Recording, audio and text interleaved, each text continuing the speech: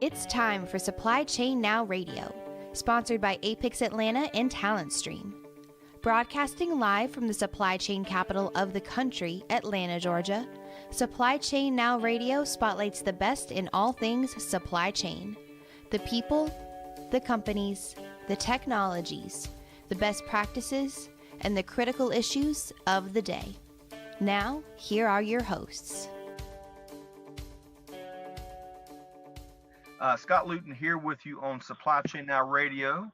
Welcome to the show. We're glad you've chosen to join us. Let's say good afternoon to my talented co-host, Mr. Will Haraway, founder and chief evangelist with Backbeat Marketing. How you doing, Will? I'm doing great, Scott. Thank you, sir. Glad to have you back. We've got a big show here today, as you know. Let's welcome today's featured guest on Supply Chain Now Radio, U.S. Congressman Drew Ferguson, who represents Georgia's 3rd District. Congressman Ferguson also serves on the House Committee on Ways and Means. Hey, good afternoon, Congressman. Honored to have you join us here today. Well, guys, could not be more honored to be on the show and to have an opportunity to talk a little bit about the infrastructure needs throughout our great nation. Yes, sir. Appreciate that. And it was a pleasure meeting you at SMC3's Jumpstart 2019 conference a month or so ago. I think it's really neat to see you out in industry meeting supply chain practitioners. Well, it was a great opportunity for me, not only to get out and talk about what's being discussed here in D.C., but really the most important part was for me to be able to spend some time talking with folks that are in the logistics arena, that have real world experiences, that are giving me real feedback on ideas and proposals, and quite candidly, some good new ideas that are coming out. When I'm out, we begin to learn what the common threads through various conversations are, and that helps us formulate the right policy. Definitely. And you're here to talk infrastructure with us, which we're going to touch on in just a second. But I must say, at first glance, I was reading through the bipartisan legislation that you've helped introduce here recently, which is focused more on increasing apprenticeships.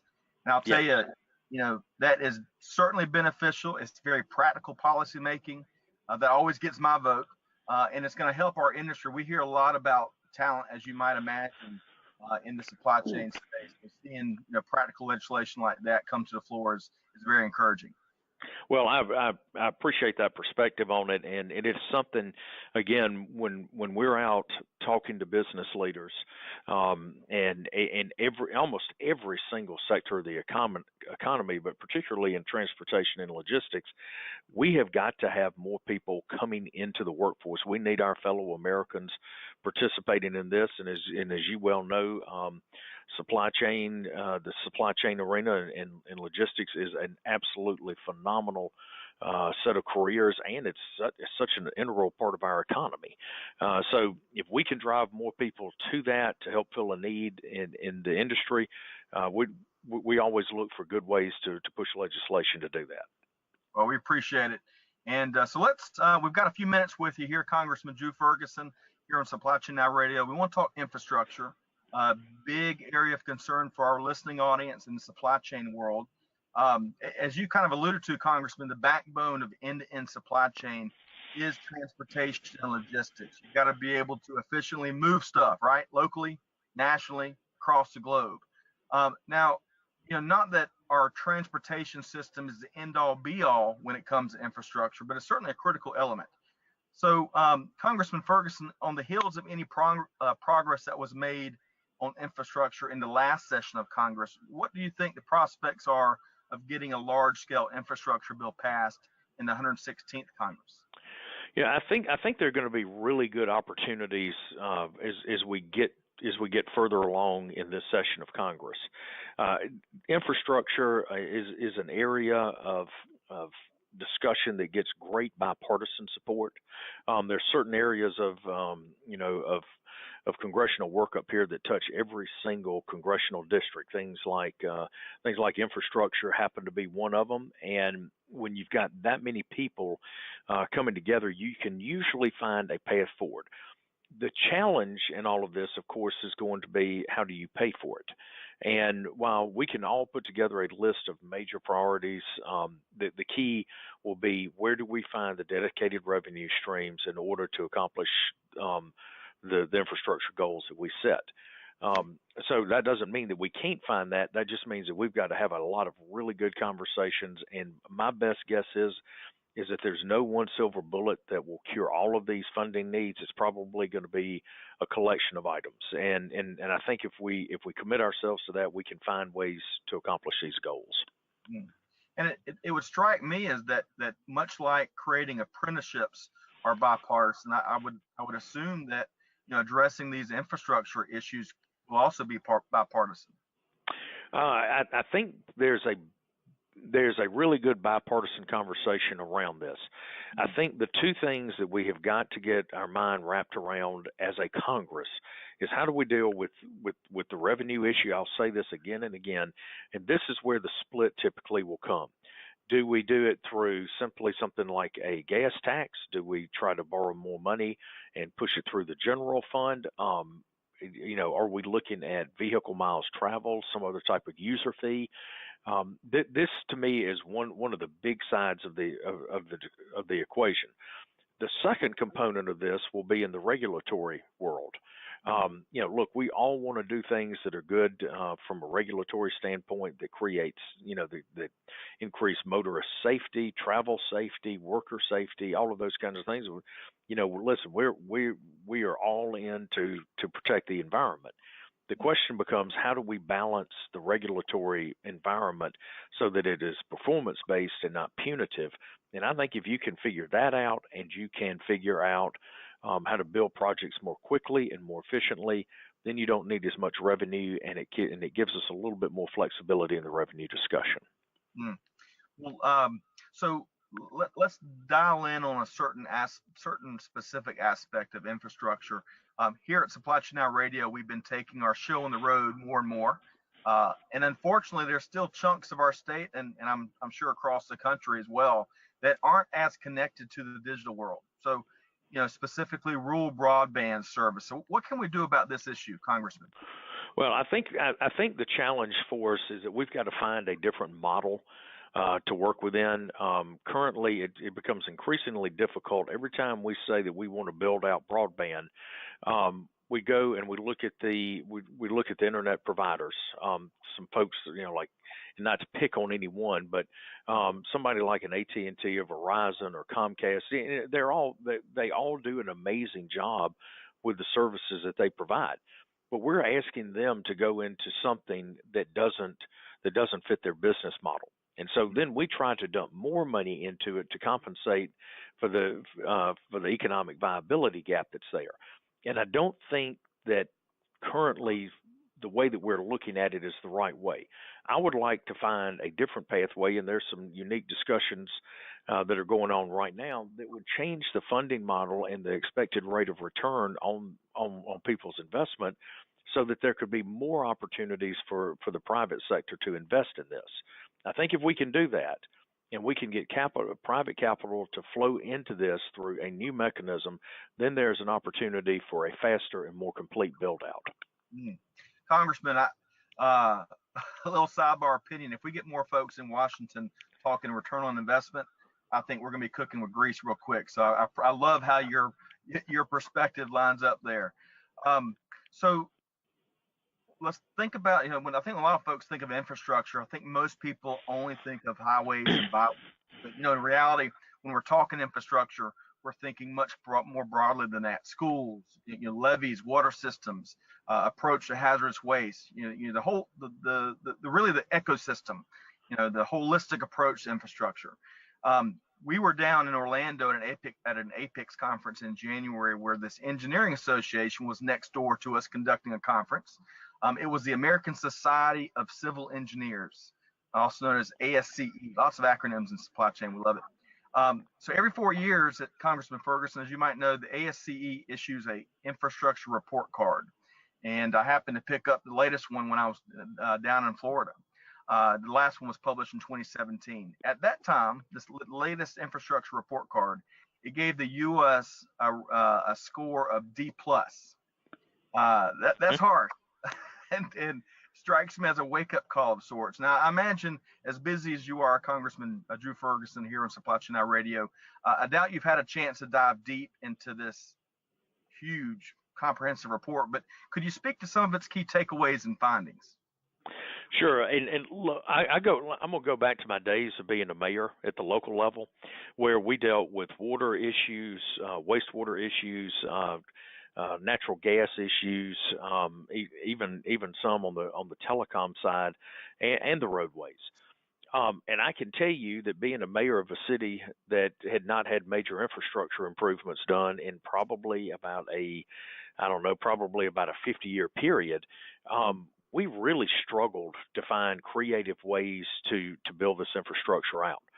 However, we knew that it was critical because just like on the report that you mentioned, we were seeing the effects on our citizens, whether it was the drinking water, whether it's wastewater treatment, the effects on the environment, the ability to move people around our community.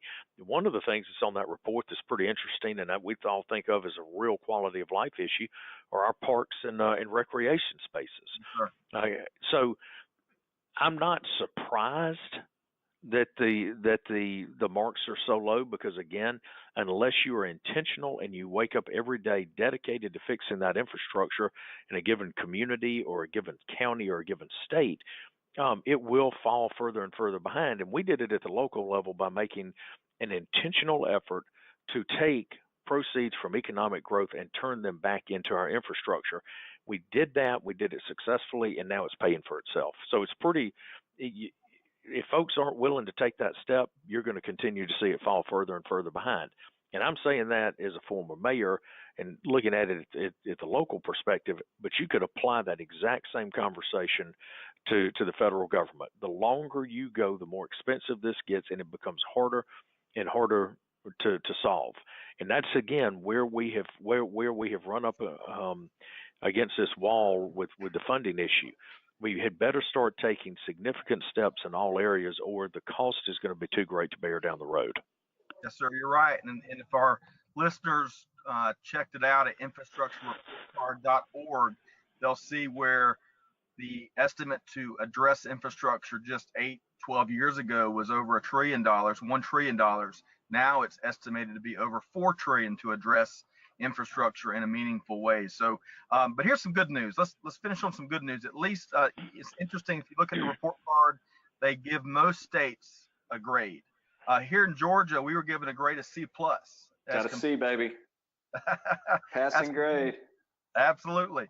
As compared to Alabama, C minus, Texas, C minus, North Carolina and Florida both got a C. So, hey, a little bit of good news. We're ranked a little bit higher than our peers.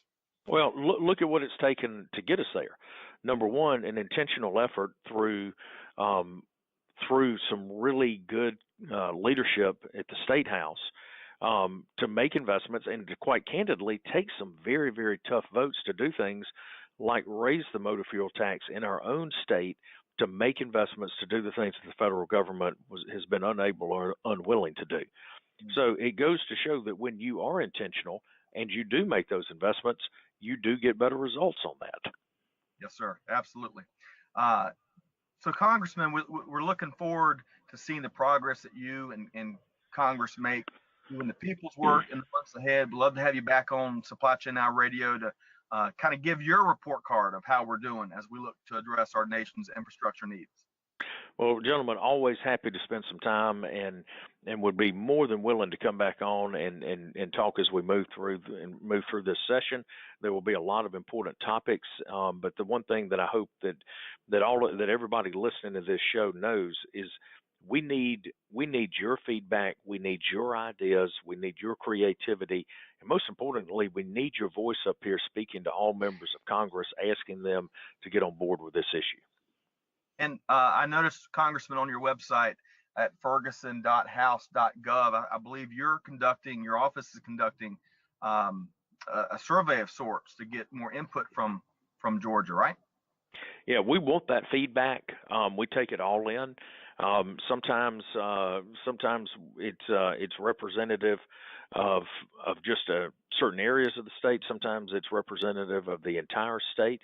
But we take all of that information in, and we want to know what's on the minds of of not only our constituents but around Georgia, so that as we talk to other members in the Georgia delegation, we can have very informed decisions about what's right for our great state. Well, Congressman Drew Ferguson of Georgia's 3rd District, thanks so much for your service, for joining us here today on Supply Chain Now Radio. Hope you have a great week, Congressman. Okay, thanks. Look forward to seeing y'all soon. Yes, sir. Yes, Thank sir. you. All right, bye-bye. That, to our listeners, that was Congressman Drew Ferguson of Georgia's 3rd District, who was just elected into his 2nd term, and so bringing Will Herway back in, our co-host for hashtag Supply Chain City series on Supply Chain Now Radio. That's got to make you feel good. For sure. You mean us getting a C+? Well, relatively speaking, maybe, but Yeah. I guess what I heard there, some of what I heard there is, a more practical way of thinking, a more investment related, and what the return on the investment. That's kind of that seems not to be partisan, but that seems to be lacking in general in Washington D.C.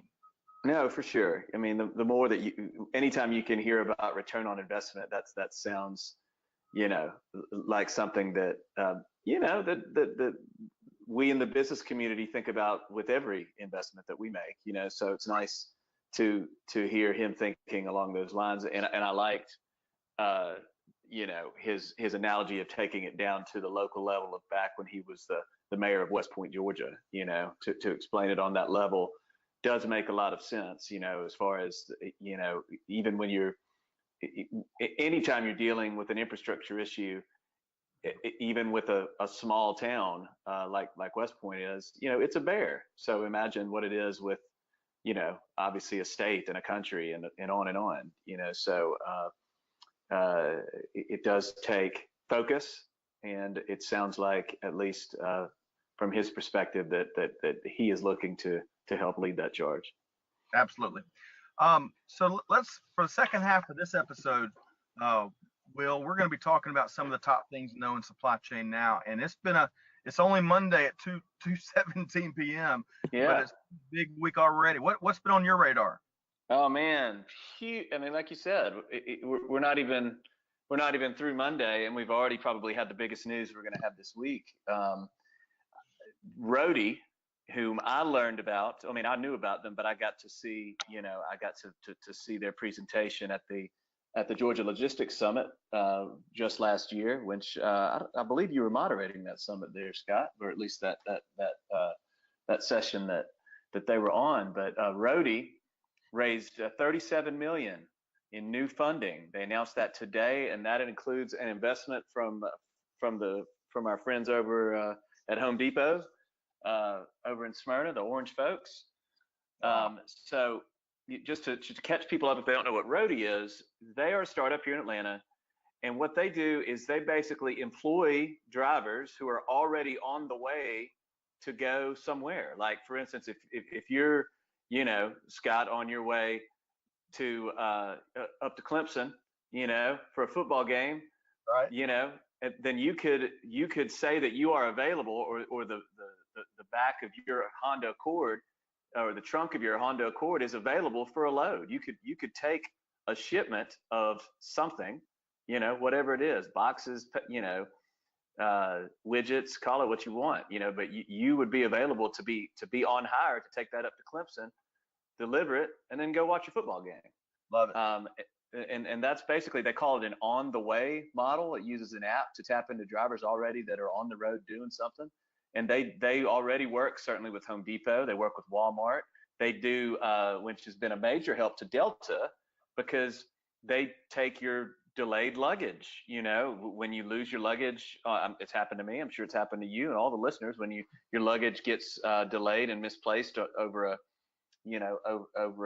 flight, and you can get a road. They've been getting a roadie person to take the bag, to your house, which is makes total sense. So let's see, the total that they have raised. So that was their Series C. So they have raised 62 million, and that values the company at 500 million. So Home Depot wouldn't say exactly how much that they invested, but it's another, you're seeing a lot of this in technology over the past couple of weeks. I mean, just last week, Flexport, has an office in Atlanta, as we know, in Midtown. They disclosed a $1 billion funding round. Four Kites in Chicago, they just a couple of weeks ago, they announced a big funding round. So there's a lot. You continue to see this in the logistics space. You continue to see this in both, warehouse and delivery, as people keep trying to figure out the last mile and just trying to figure out how to make this more economical and streamline it. And I think this is a sign that it is not going to stop. I mean, Roadie is very unique and would seem to be, actually, it's one of those aha types of businesses where you'll say, well, why didn't I think of that? We've got everything else that's for, sort of the gig economy for hire. Why didn't I think of, the fact that somebody's already driving down to, Rosemary Beach and can deliver some, whatever, can deliver some packages for somebody. Will, I think another interesting element that we've certainly reported on in earlier episodes is that of urban fulfillment and the urban last mile. Yeah. So it's interesting to see these technologies that continue to address that. And to our listeners, if you want to learn more about Roadie, you can check them out at Roadie with an IE, ROADIE.com. And also, Will, Roadie they are up for an Atlanta Supply Chain Award. They were nominated. And we'll see. They sure are. Well, if they have won, we'll see. Yeah. One could argue they've already won. That's right. You could argue that. And some more about them. They now, this comes from Malcolm in the research department. He just handed me this. Says that more than 120,000 drivers now in all 50 states are using the app and can deliver same day to 89% of U.S. households. That's amazing. It's amazing. Malcolm's on it. Malcolm is on it, man. And just to the gentleman that spoke, and he's very funny too. If you ever get a chance to see their chief executive, Mark Gorland, and he was the gentleman that spoke at the Georgia Logistics Summit that you and I attended. Roadie is on the move, and then they're on the move. On your second topic, we're going to talk about one of our, and certainly your favorite topics. And I think that's right. A little bit of good news in the world of tariffs, right? Well, it could be, yes. I mean, as you know, the entire world has been gearing up for this March 1 deadline of the $200 billion worth of tariffs that the U.S. administration was wanting to put on imports from China. But last week, President Trump announced the delay in those tariffs, and it's going to stay at 10%. Before they, hike it, because they were going to hike it up to 25%. You remember, but it's going to stay 10% for the time being. He didn't say when, but obviously those talks are ongoing. They have there's a summit with President Z and Trump at his favorite place in Mar-a-Lago. I'm staying on point here, buddy. I'm staying on message. As far as I know, we've talked about this quite a bit with our people like American Global Logistics, who handle imports for their, in Atlanta for their worldwide customers. But it really is, the more that this delay happens, it's a bit of a sigh of relief. But I'm sure that they would like to see some resolution, because that all that means is it does create more questions. I mean, what a lot of retailers and shippers were doing in anticipation of these tariffs coming up on March 1st was they were just delaying the fact. They were either stockpiling inventory, ordering it ahead of time, ordering as much as they could ahead of time, or delaying and waiting and seeing. So while it's nice to see the delay, I'm not sure how much it helps at this point. They really do need to come to a resolution. So let's hope that, over, a round of 2 or 3 rounds of golf or whatever that they're going to do down there in West Palm Beach, that these guys can come to come to a resolution that everybody can be happy with. Absolutely. And How'd I do, Scott? Kept it partisan? Kept it you walked the unpartisan? line. What's the You word? walked the line. That's right. Hey, but hopefully this gives at least a little bit of short-term clarity and makes some of these decisions, even if it's really short-term. It provides some short-term relief as we're trying to make decisions in supply chain. You and I have both chatted with manufacturing leaders that are kind of going back and forth and issuing price changes based on, are the tariffs going to hit? Are they not going to hit? There's so much uncertainty that creates. So we'll see what breaks next, huh? Yeah, exactly. So closely related to tariffs, we're talking Brexit next, right? Yeah, it's almost like the next thing on the calendar, as far as the global calendar when it comes to imports and when it comes to tariffs. It's what is Great Britain going to do by this March 29th deadline. As everyone knows, that's the day they need to agree on a deal with the EU as far as how they're going to whether it's a hard Brexit or a no deal Brexit, or there's a number of different options they can take. But what it means is that it's another thing where Europe in particular, and really the globe as a whole, is again just sort of waiting to see what happens, because the way that it will affect everything as far as everyday food items and retail items and automobiles, just the inspection process of getting those things in and out of the country. I mean, you've seen some of the facts and figures that show this could delay every single truck, by much as 3 and 4 times as long to inspect these goods, because now they're putting up differing sets of regulations when used to have one uniform set of regulations. So if you think about 4 to 5 times delay per truck or per cargo shipment, or per ocean carrier, that's going to really start to stack up. So this is something that we're all going to continue to pay attention to. But I mean, I know that we will have a couple of shows in March, and this is something we'll continue to report on, because it's fascinating for sure, because it shows just how one vote by a country, from 2 years ago can ripple affect the rest of the world, and how it does its trade. Absolutely. We've got some big shows teed up in March, and looking to getting more of your insight on tariffs and Brexit and just the world of supply chain. Appreciate you sharing some of the top things known in supply chain now, and congrats to all those companies on your first item there that have had a good series of weeks here. No doubt. Rhodey, Four Kites, I'm telling you, Flexport.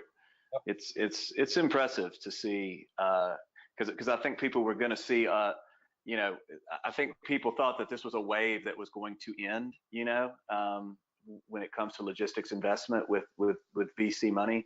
But as you can see, it's a wave that it's almost had a secondary life over the past 6 to 12 months with a lot of these newer companies. Yep. So thank you, Will Haraway. Appreciate you weighing in there. To our listeners, our next show, speaking of next shows, is going to be this Wednesday at 11 a.m. Eastern Time. We're going to be broadcasting live from the Georgia Hispanic Chamber of Commerce with our dear friend and Apex Atlanta Executive Advisory Board member, Albert Sorto. Nice guy. Lovely place. Was there a couple weeks ago. Oh, they are moving and shaking too. Will also serves on that executive advisory board. Appreciate their service. If your head's been in a hole somewhere and you haven't checked out all the things that the Georgia Hispanic Chamber of Commerce is up to, you can learn more about them at ghcc.org, and we're looking forward to that show on Wednesday. Will, I'm going to give our listeners some updates on some of the events that we're tracking and involved with, and want to circle back before we sign off and see what else is on your radar. But our listeners, Atlanta Supply Chain Awards, we talked about Rhodey, we talked about Flexport, both are nominees, along with about 50 others that have been nominated for the upcoming Atlanta Supply Chain Awards. March 12th, we've got a big luncheon, and a fearless Ben Harris Yeah. fearlessly predicted that event would sell out, Yeah, and he did. it sold out. We had to turn off registration yesterday. So March Man. 12th, great first year event. Next year we're going to have it at the Benz, is what the plan is, and invite 60,000 of our closest friends. But Yeah. that's really neat to see. A lot of folks rallying together to celebrate the successes across the Indian supply chain. March 12th. It's outstanding. I mean, we've talked a lot about this supply chain city thing and this supply chain community, but for to see the success of the awards, I mean, that's a great indicator, and I think that's what we were all focused on, and seeing all the wonderful nominations from, you know, pretty much everybody you would expect here in the community, and then to follow that up with what is sure to be a great event. You know, I think we're all really pleased with how it happened, so how it's turned out. Absolutely. Thanks to all of our sponsors, all of our supporters there. Of course, in particular, we've got to thank UPS, our host sponsor, for their generosity. And we look forward to seeing about 160 of our closest friends on March 12th. Next up, another event we've been tracking, the Georgia Logistics Summit, March 14th, in its 11th year. Major theme this year is going to be the inland port strategy. And you can learn more and you can register now. Registration is also open at galogisticssummit.com. It's going to be up in Cartersville, Georgia, which is a really neat and beautiful city. Will, in May, the Association for Manufacturing Excellence, AME, is going to be holding its Atlanta 2019 Lean Summit. Huge speakers, best practice sharing, networking, all focused on the world of manufacturing. Lots of plant tours, Caterpillar, Ingersoll Rand, ZF, Fiber Visions, a lot more. Supply Chain Now Radio is excited to serve as a media partner. You can learn more about this event at ame.org, or you can shoot us a note to Scott, SCOTT, at supplychainnowradio.com, and we will get you more information. Speaking of big events, later this year, we're proud media partners of EFT's 3PL and Supply Chain Summit in Atlanta, June 10th through the 12th. Home run lineup of speakers. AGL is going to be there, right, Will? Yes, sir. John Land Slanger. O'Lakes. That's right. Land O'Lakes, Uber Freight, Cisco, DHL Supply Chain, UPS, you name it. You can learn more at EFT.com, or again, you can send us a note. We'll get you the information. We hope to be broadcasting live from the event, but regardless, we're going to be there covering the news that comes out of that right here in the hashtag Supply Chain City. Hey, Will, before we move into wrap up, any other events on your radar? No, I mean, I'm just focused. I can't wait for the Atlanta Supply Chain Awards, my friend. I think you mentioned the two biggest ones, that one and the summit. Those are our biggest things coming up for sure. That's right, a couple weeks away. So big thanks to our guest today, Congressman Drew Ferguson of Georgia's 3rd District. Of course, big thanks to Will Haraway of Backbeat Marketing, regular co-host here on Supply Chain Now Radio, for being with us and sharing some of these critical late-breaking news items in the world of supply chain. Appreciate you joining us, Preacher Will. Yes, sir. Always a pleasure. It's great to have a congressman on. I think that's really fun. Really neat. So to our audience, be sure to check out our other upcoming events, replays of our interviews, other resources at supplychainnowradio.com. You can find us on iTunes, SoundCloud, and while you're there, be sure to subscribe so you don't miss anything. On behalf of Supply Chain Now Radio, our entire team, including Malcolm and the Crackerjack research team, and Will Haraway, this is Scott Luton, and wishing you a wonderful week, and we hope to see you next time on Supply Chain Now Radio.